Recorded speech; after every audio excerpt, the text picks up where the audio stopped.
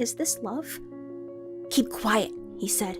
I was so young and naive, thinking that Joe was the love of my life. When I was in 8th grade, I met Joe, the pastor's son at church. To be honest, I felt intimidated by him when I first saw him because of his age. He was 20 while I was only 14. But he always made me laugh, and I started to like him. When he told me that he liked me too, it was the happiest day of my life because I finally felt like I wasn't ugly, and there was someone out there who could love me. I wanted to be with him, but there was no way we could be together because of our age. So Joe told me that this would be our little secret. Joe started to get very jealous of every move I made. He would keep an eye on whom I talked to and would often get angry about my friends. I felt really trapped, but I loved him so much and I couldn't see what was happening. So, little by little, he was able to control my life completely. Who I talked with, how I dressed. I would have to ask for his permission if I wanted to go to a party or even the movies. But I was so naive and was convinced that this is how love is supposed to be. I had no idea what I had gotten myself into. One day, he told me I needed to respect the church, so jeans were not an option anymore. That I had to wear a skirt for our next service or he would dump me. I didn't like wearing skirts and never felt comfortable in them, but I just couldn't afford to lose him. Ever since being with Joe, I was no longer picked on at school because, for the first time, people looked up to me. So I really wanted to keep it that way. And even though something about it didn't feel right, I got the skirt anyway, just to please him. The next night, Joe texted me to meet him at school, so I snuck out to see him. When I got into the classroom, the lights were off. I couldn't see anything at all. I tried sticking out my hands to find the light switch, but all I could do was feel a cold, damp wall.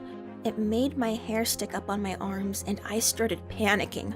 It was dead silent when suddenly I heard the door shut, and then the lock. I tried to run, but my body was frozen to the spot. When suddenly, I heard footsteps coming closer, and then a hand grabbed my face and pushed me against the wall. That was when I recognized it was Joe. I could smell his cologne, and I felt safe for a moment when he said, "I'm going to make you mine, and you cannot tell anyone about it." He then told me to sit on the desk, and I felt the urge to cry. Perhaps deep down, I knew something bad was about to happen. In all the darkness, I started to feel his hands go up to my skirt, while he shoved his hand over my mouth and said, "Be quiet!" After he was finished, he told me to put my underwear on. When I had a burst of courage and screamed, "I'm going to tell your dad!" And he responded, "Who do you think they are going to believe? You, a pathetic young girl, or me, the son of the pastor?" Those words broke me down. He managed to get into my head and made me feel worthless. I went to the bathroom and sobbed as I cleaned the blood. I didn't tell anyone what happened that night. Once I got home, Joe called and told me to take a shower and throw my underwear away, and that I couldn't tell anyone what happened because they would blame me. I just did what he told me to do. I threw all the evidence into a bin and tried to scrub his scent off my skin. I couldn't even face my parents. I was so ashamed that I barely left my room.